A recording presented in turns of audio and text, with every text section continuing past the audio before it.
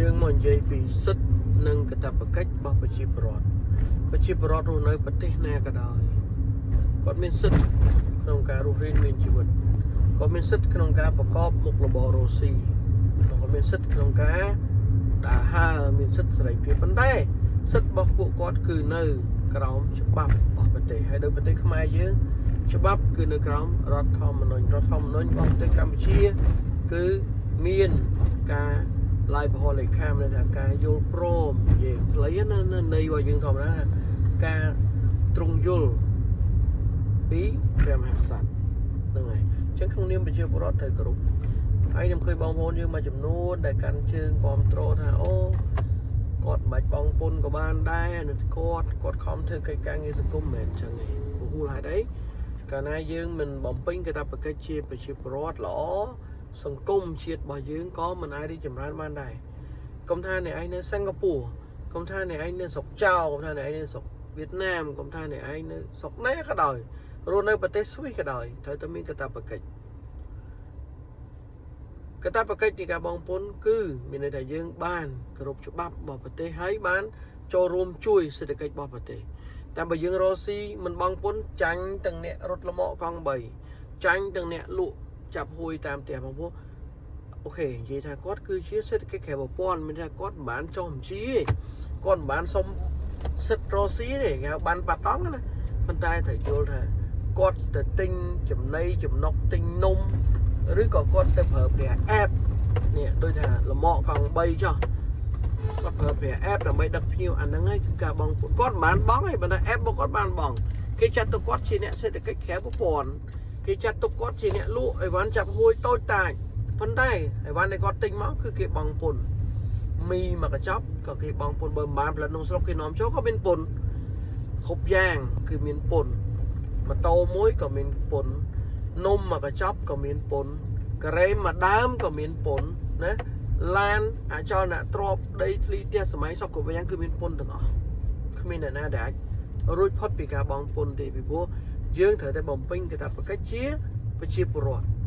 គឺយើងបានជួយដល់សេដ្ឋកិច្ចគណៈសេដ្ឋកិច្ចដើរទៅវាមិនខ្ញុំឧទាហរណ៍ដូចរដ្ឋាភិបាលបានគិតទៅដល់សុខុមាលភាពប្រជាពលរដ្ឋជួយអីនោះរដ្ឋាភិបាលបានចាយលុយទៅសួងសុខាភិបាលបានបង្កើតឲ្យមានបសសសុខាជារដ្ឋាភិបាលបានបង្កើតឲ្យមានក្រសួងមហាផ្ទៃបង្កើតឲ្យមានស្ថាប័ននានាលុយនេះបានពីណាបានមកពីកាតព្វកិច្ចរបស់យើងគឺការបង់ពន្ធរដ្ឋាភិបាលរស់ដោយសារយើងបង់ពន្ធ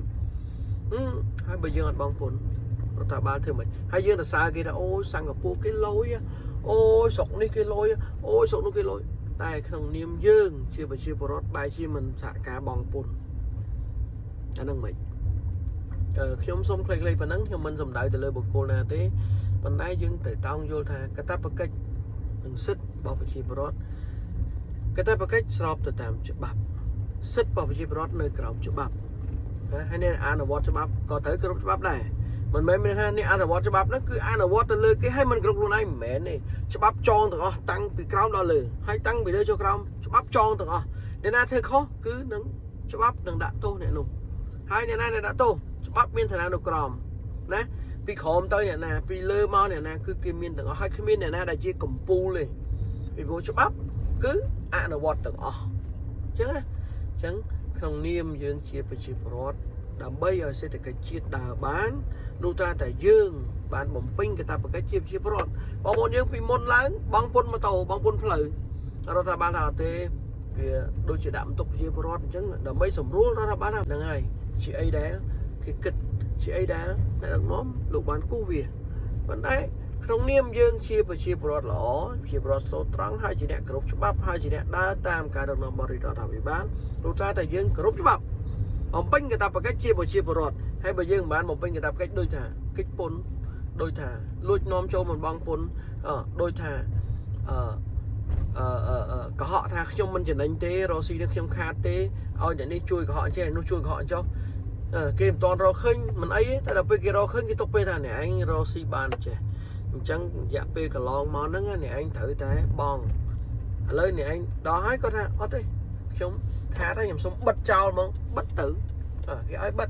bất cho vấn đề là cả lọ mà để kia rồi khơi nhé bờ sân nhà anh vô khơi thì không to ba tử mà đây phía miền ấy to quá của cả bất với tranh màu ấy thà bất chỉ miền chỉ đánh mến bất chỉ có họ kia mến chấm bóng phun kia tới anh đang cười chẳng trong mình sầm đại lên để na tế trong này ní để ra bò bồn dương của phong tài và hai thà ô sạch riêng về mòn che trắng dương còn lực kẹo lấy co thà phúc dáng việc sứt nơi việc thắt nơi không sứt nâng cả ta bạc cạch không em chịu rót miền sứt hái có thể miền cả ta bạc cạch này mình ai kích bản mình than này anh nè tốt mình than này anh nè thôm mình than này anh cũng rất na cứ thời tại miền sứt nâng cả ta bạc cạch con ra